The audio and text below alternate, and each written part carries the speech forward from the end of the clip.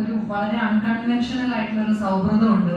രവിശങ്കറും ടെന്നീസും തമ്മിലുള്ള സൗഹൃദമുണ്ട്. അപ്പൊ അങ്ങനെ പല ക്യാരക്ടേഴ്സ് തമ്മിലും ഓരോ ക്യാരക്ടേഴ്സിന്റെ ഇൻഡിപെൻഡന്റ് ആയിട്ടുള്ള ട്രാക്ക് എടുത്ത് നോക്കിയാലും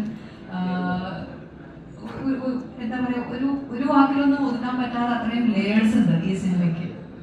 അപ്പൊ അത്രയും കോംപ്ലിക്കേറ്റഡ് ആയിട്ടുള്ള ഒരു കഥാപാത്രം എന്നെ വിശ്വസിച്ച് ഏൽപ്പിച്ചതിന് സിരിസാറിന്റെയും രഞ്ജേട്ടന്റെയും ഒരു കൺവിക്ഷൻ തന്നെയാണ് എനിക്ക് നന്ദി പറയാനുള്ളത്. അത് എങ്ങനെ ചെയ്യുന്നു എന്നുള്ളത് അത് നിങ്ങൾ എന്താണോ സ്ക്രീനിൽ കാണുന്നത് അത് സിരിസാറിനും രഞ്ജേട്ടനും മാത്രം അവകാശപ്പെട്ട ക്രെഡിറ്റ് ആണ്. എന്തുകൊണ്ടോ എല്ലാം കൊണ്ടും വളരെ എല്ലാ ചേരുവകളും ഒത്ത് വളരെ മനോഹരമായിട്ടുള്ള ഒരു സിനിമയും കൂടിയായി അത് കമേഴ്ഷ്യലി വലിയ സക്സസ് ആയി എന്നുള്ളത് വലിയൊരു ഭാഗ്യം തന്നെയാണ്. അല്ലാതെ ഈ കഥാപാത്രത്തിന്റെ ഞാൻ അഭിനയിച്ചൊന്നും എനിക്ക് പറയാൻ കഴിയില്ല ഈ സിനിമയെ കുറിച്ച്.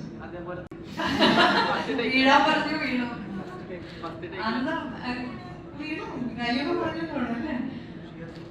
അതിന് തൊട്ട് മുമ്പാണ് ദയ എന്ന് പറയുന്ന സിനിമയുടെ ഷൂട്ടിങ്ങിന്റെ ഒരു ഷെഡ്യൂളോ അതോ അതിനുവേണ്ടി കുതിരയോട്ടം പഠിക്കുക അങ്ങനെ എന്തോ ചെയ്തിട്ടുണ്ട് ഞാൻ. അത് കൃത്യം എനിക്ക് ഓർമ്മയില്ല. പക്ഷെ അത് കാരണം ആദ്യമായിട്ട് കുതിരപ്പുറത്ത് കയറുന്നൊരു പേടിയൊന്നും ഇല്ലായിരുന്നു.